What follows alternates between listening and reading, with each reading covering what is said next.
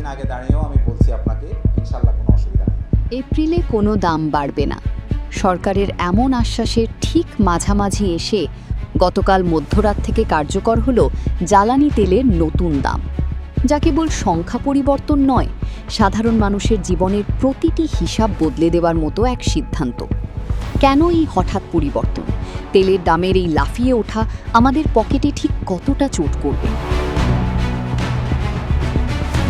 সরকার ঘোষিত নতুন মূল্য অনুযায়ী ডিজেল 106 টাকা থেকে বেড়ে 115 টাকা, অকটেন 120 টাকা থেকে বেড়ে 140 টাকা, পেট্রোল 116 টাকা থেকে বেড়ে 135 টাকা, কেরোসিন 112 টাকা থেকে বেড়ে 130 টাকা।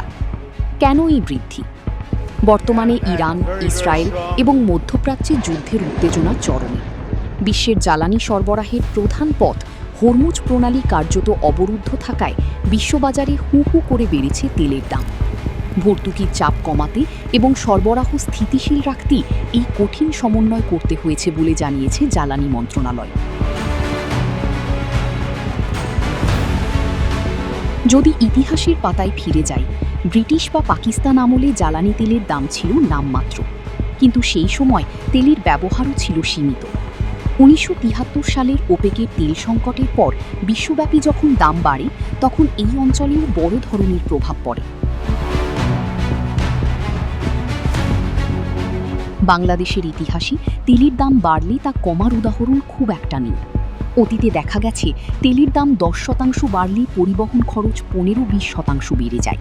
ফলে বাসের ভাড়া থেকে শুরু করে চাল, ডাল, সবজির বাজার দর হয়ে ওঠে আকাশচুম্বী। 1980-র দশকেও জ্বালানি তেলের মূল্যবৃদ্ধিকে কেন্দ্র করে গণ আন্দোলনের সূত্রপাত হতে দেখা গেছে।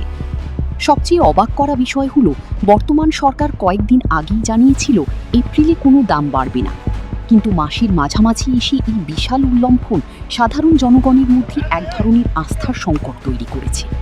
বিশেষ করে রাজধানী ঢাকায়, যেখানে যাতায়াত খরচ এমনিতেই বেশি, সেখানে মধ্যবিত্ত ও নিম্নবিত্তের নাভিশ্বাস ওঠার দশা। সরকারের উপর রাজনৈতিক চাপ বাড়ছে। তবে সরকার বলছে এই সিদ্ধান্ত না নিলে তেলের মজুদ ফুরিয়ে যাওয়ার ঝুঁকি থাকত এবং আমদানি করা অসম্ভব হতো। এই সংকট মোকাবিলায় সরকার কি করছে? ভারত থেকে পাইপলাইনে তেল আমদানি বাড়ানো এবং মধ্যপ্রাচ্যের বাইরে বিকল্প বাজার খোঁজা হচ্ছে। তবে সবচেয়ে বড় পদক্ষেপ হলো অটোমেটেড প্রাইসিং ফর্মুলা বা বিশ্ববাজারের সাথে তাল মিলিয়ে দাম নির্ধারণ। এতে দাম বাড়লে বাড়বে, কমলে কমবে এমন কথা থাকলেও বাস্তবে সাধারণ মানুষ কেবল দাম বাড়ার অভিজ্ঞতাই বেশি পাচ্ছে।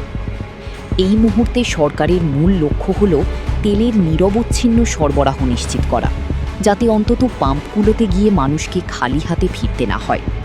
জ্বালানি তেলের এই ঊর্ধ্বগতি কেবল একটি দেশের সমস্যা নয়, এটি বিশ্ব রাজনীতির ফল।